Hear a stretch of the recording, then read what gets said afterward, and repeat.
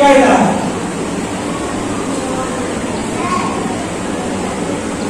তিন সেকেন্ডের কত কায়দা?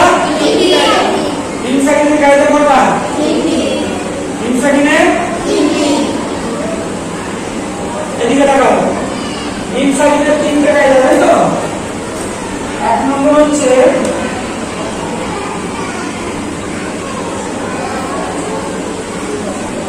ইখফায়ে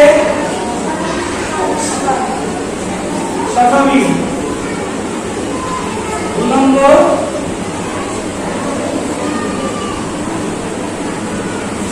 ইদগামে শাফাবি, তিন নম্বর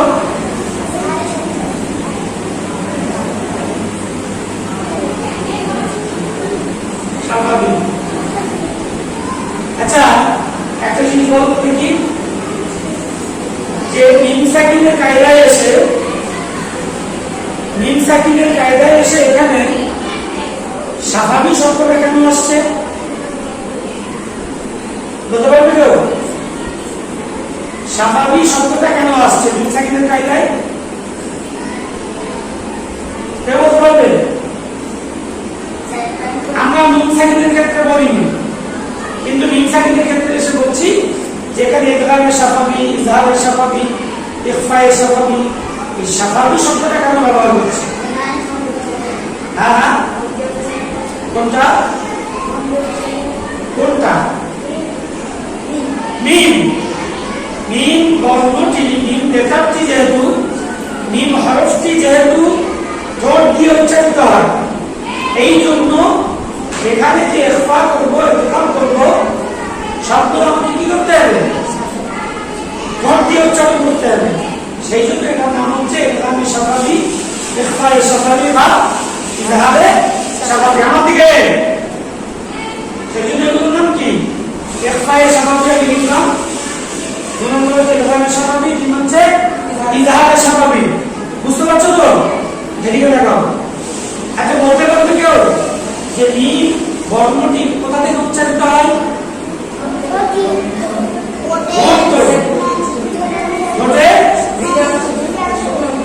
ভিজে না শুকনো? তাহলে বলো ভিজে অংশ। আচ্ছা, এরপর হচ্ছে ভিজে অংশ, আর কে বলছে ভিজে অংশ? শুকনো?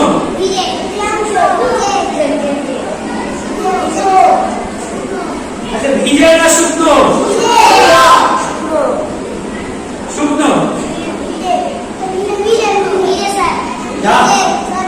মানে এখন এরা নিজেদের কনফিউশন থেকে দূরাতে পারেনি। নিজের কনফিউশন থেকে আমরা নিজেরা দূরাতে পারিনি যে মিম বর্ণটি ঠোঁটের শুকনো অংশ থেকে না ভিজে অংশ থেকে? কোথা থেকে? জুবাইর কোথা থেকে? দেখো, আমরা এই যে ঠোঁট আছে না, আমাদের এই যে ঠোঁট, এই ঠোঁটের এই একটা অংশ আর এই ভিতর দিকে একটা অংশ। ভিতর দিকের যে অংশটা এটা হচ্ছে শুকনো অংশ, ভিতর দিকের অংশটা কি? এই ভিজে অংশ, এইটা। আর বাইরের যে অংশটা এটা হচ্ছে শুকনো অংশ। দুটো বর্ণ আছে, যে দুটো বর্ণ একটা ভিজে অংশ থেকে উচ্চারিত হয় আর একটা শুকনো অংশ থেকে উচ্চারিত হয়। তাহলে বা যে বর্ণটি রয়েছে এটা উচ্চারিত হয় ঠোঁটের ভিজে অংশ থেকে, অর্থাৎ ভিতর থেকে। যেমন আলিফ বাজাবো আব, আলিফ বাজাবো আব, আব, র বাজাবো আব, র বাজাবো আব। আমি কখনোই এই বা বর্ণটি উচ্চারণ করতে যে আমি পুরো ঠোঁটটাকে তুলে দিতে পারি না। কেন আলিফ বাজাবো আব, আব এটা বলতে পারি না, আব এটা বলতে পারি না। ওই ঠোঁটটা শুকনো অংশটা ফাঁকা থাকবে আর ভিজে অংশ দিয়ে কি হবে? বা বর্ণটি উচ্চারিত হবে।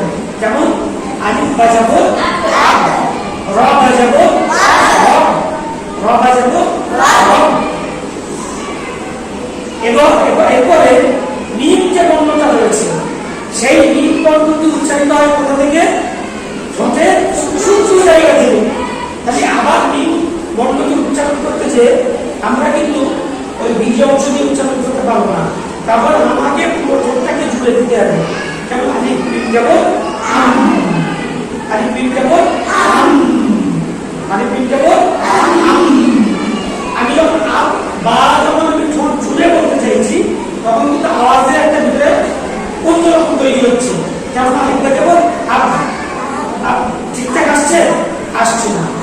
কিন্তু মিম বললে অটোমেটিক ঠোঁটটা পুরো ঝুলে যাচ্ছে। আলিফ মিম কেবল আলিফ মিম কেবল। তো যে জন্য আমি এই প্রসঙ্গে এলাম যে আমরা যদি মিম সাকিন করতে যাচ্ছি আর এই মিম বর্ণটা উচ্চারিত হয় ঠোঁটে শুকনো জায়গা থেকে, মিম বর্ণটা উচ্চারিত হয় ঠোঁটে শুকনো জায়গা থেকে, ঠিক আছে? ঠোঁটে শুকনো জায়গা থেকে যেহেতু উচ্চারিত হয় সেই জন্য এই মিম সাকিনের যে কায়দাগুলো রয়েছে তার সঙ্গে এই স্বাভাবিক শব্দটি যুক্ত হয়েছে। কারণ স্বাভাবিক মানে কি? ঠোঁট। স্বাভাবিক মানে ঠোঁট। আর মিম বর্ণটা উচ্চারিত হয় কোথা থেকে? ঠোঁট থেকে, ঠিক আছে? এই জন্য এটাকে বলা হয় ইখফায়ে স্বাভাবিক, ইখফায়ে স্বাভাবিক, ইজহারে স্বাভাবিক। ওকে, এবার আমি তোদের দুটো কায়দা করাবো। আরবিতে যে বর্ণগুলো রয়েছে সেই বর্ণগুলো 28টি বর্ণের মধ্যে একটি বর্ণ রয়েছে যে বর্ণটি হচ্ছে বা। যে বর্ণটি কি? বা। আগে কি নুন সাকিনের কায়দায় আমরা কি করেছি? বা বর্ণটি ইকলাবের জন্য ব্যবহার হয়। বা বর্ণটি কিসের জন্য ব্যবহার হয়? কিন্তু মিম সাকিনের কায়দায় এসে বা বর্ণটি ব্যবহৃত হয় ইখফায়ে স্বাভাবিক জন্য। কিসের জন্য? ইখফায়ে স্বাভাবিক জন্য। বলছে মিম সাকিন কিংবা মিম সাকিনের পরে বা এলে ইখফায়ে স্বাভাবিক হবে, এটা ভুল হবে? কোনদিন হবে না। তো 2 নম্বর কায়দা হচ্ছে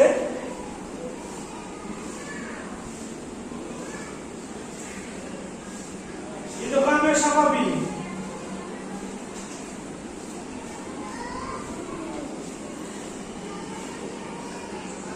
হচ্ছে মিম সাকিনের পর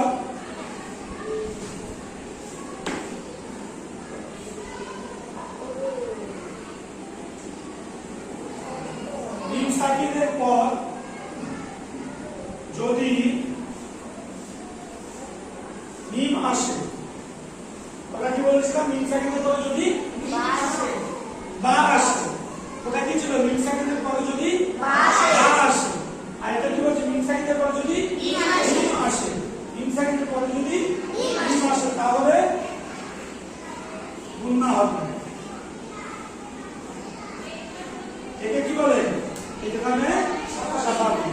একে কি বলে? ইদগামে স্বাভাবিক। যেমন একটা উদাহরণ দাও তো। তাই হয়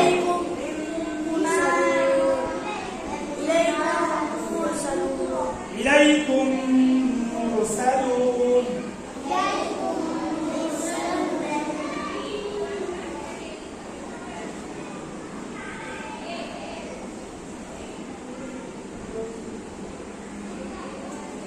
ইলাইকুম মুরসালুন। মিম সাকিনের পরে কি এসেছে? মিম এসেছে। মিম সাকিনের পরে এই শাহিদ একটু উদাহরণ দাও, বলো। মিম মাই পরে মিম দিয়ে, মিম মাই দুটো মিম সাকিন দিয়ে, মিম দিয়ে বলো।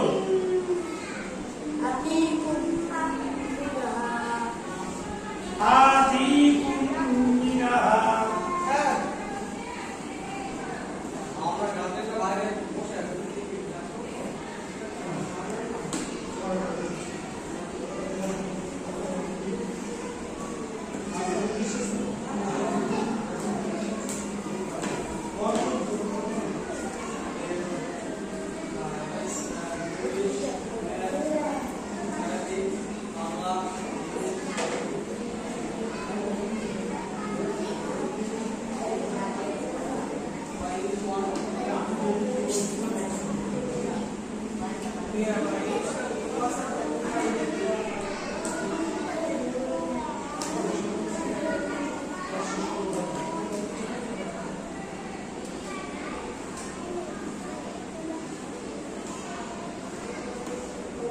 آتيكم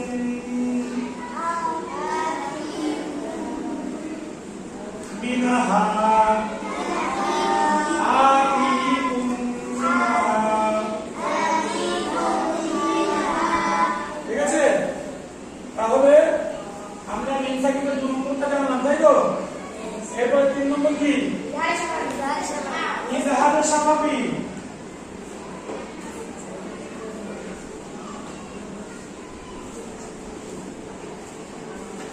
মিম সাকিনের পরে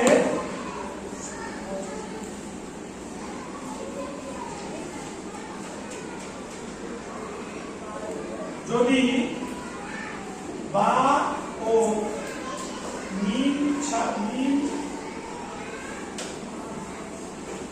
ছাড়া অন্য কোনো হরফ আসে তাহলে সেখানে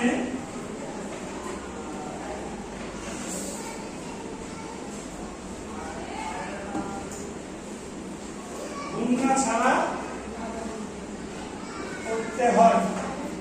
গুণনা না থাকা মানে নিতে হবে, যখন গুণনা থাকে তখন কি হবে? তাড়াতাড়ি করতে হবে, গুণনা ছাড়া করতে হবে। তাহলে যদি মিম সাকিনের পরে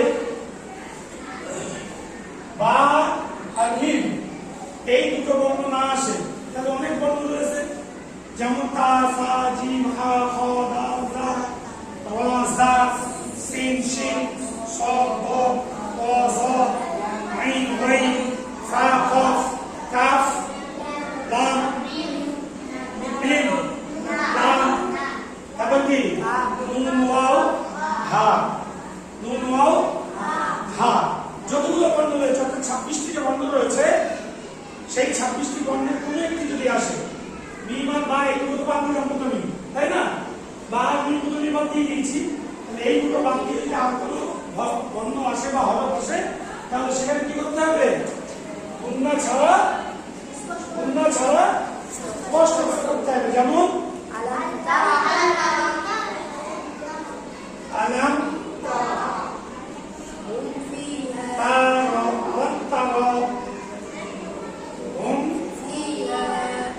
ফিহা কি আছে?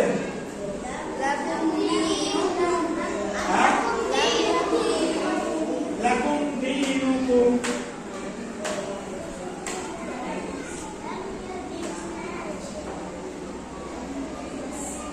দেখো এখানে মিম সাকিনের পরে তা এসেছে, এখানে মিম সাকিনের পরে হাই হাওয়াজ, এখানে মিম সাকিনের পরে দাল। দেখতে পাচ্ছ এই যে মিম সাকিনের পরে আরো যে বর্ণগুলো রয়েছে সেই বর্ণগুলির মধ্য থেকে কোনো একটি বর্ণ এলে কি করতে হবে? সেখানে গুণনা ছাড়াই দ্রুতভাবে করতে হবে, গুণনা ছাড়াই দ্রুতভাবে করতে হবে। যেমন লাকুম দীনুকুম, তুমি যদি বলো লাকুম দীনুকুম ঠিক হবে না ভুল হবে? আবার যদি তুমি বলো আলাম তারা ভুল।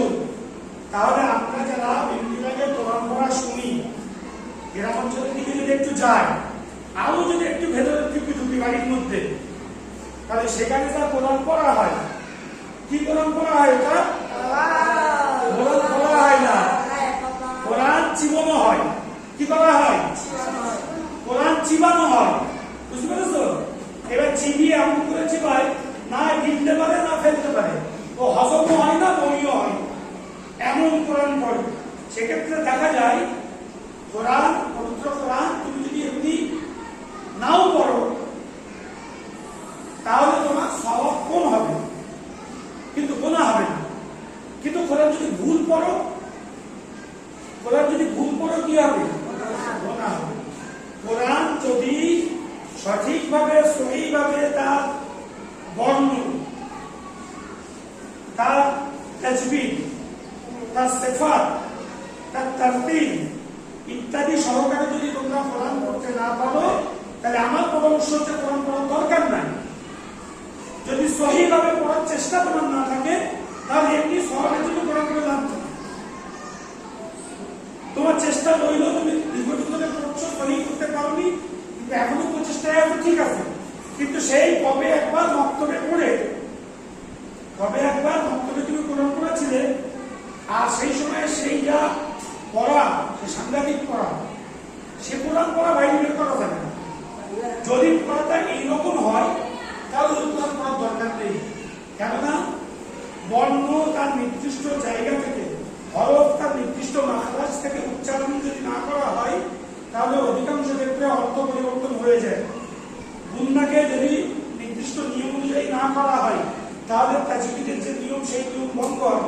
ঠিক আছে, সেই জন্য আমরা যারা পবিত্র কোরআন শুদ্ধভাবে পড়তে চাই, পবিত্র কোরআনকে আমরা যারা বিশুদ্ধ তেলাওয়াত করতে চাই, তাদের জন্য দরকার হচ্ছে সঠিক নিয়ম কানুন জেনে তাই কোরআন তেলাওয়াত করা, সঠিক নিয়ম কানুন জেনে কোরআন তেলাওয়াত করা। ঠিক আছে, সঠিক নিয়ম কানুন জেনে কোরআন তেলাওয়াত করা। আর যদি না জানি, অন্তত কোরআন তেলাওয়াত করার নিয়ম জানা পর্যন্ত কোরআন তেলাওয়াত করা বন্ধ রাখা। উপরে কোনো লাভ নেই, ওইভাবে কোরআন তেলাওয়াত করে কোনো লাভ নেই। কিন্তু আমাদের মুসলিম সমাজের অবস্থা হয়েছে যে এরা মনে করে কোরআন শুধু হচ্ছে বরকতের গ্রন্থ। কিসের গ্রন্থ? বরকতের গ্রন্থ। শুধু পড়ো আর বরকত নাও।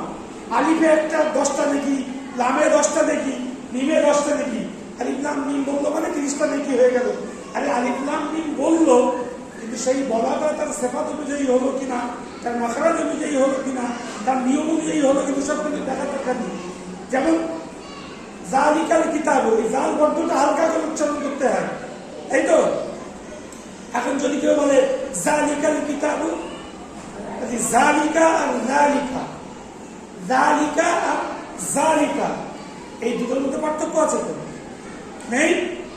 জাল দিয়ে জালিকা আর জা দিয়ে জালিকা, এই দুটোর মধ্যে অর্থের তারতম্য ঘটে যাবে। যখনই তুমি কোরআন পড়তে যে অর্থের তারতম্য হবে না, অর্থের যখনই তারতম্য হবে, মানে যখন পাল্টে যাবে, তাহলে তুমি কোরআন যে উদ্দেশ্যে করছো সেই উদ্দেশ্যটা কি হয়ে যাবে? ব্যাহত হবে। অটোমেটিক তোমার আমল নামে যখন গুনাহ জমতে থাকবে, অপরাধের অপরাধী হবে তুমি। সেই জন্য আমাদের নিয়ম হচ্ছে এই যে নিয়ম কানুনগুলো আমি শেখাচ্ছি, এই নিয়ম কানুনগুলো যথাযথভাবে কি করা? আমল করা এবং সেই অনুযায়ী মনে রাখা। মনে রাখবে তো?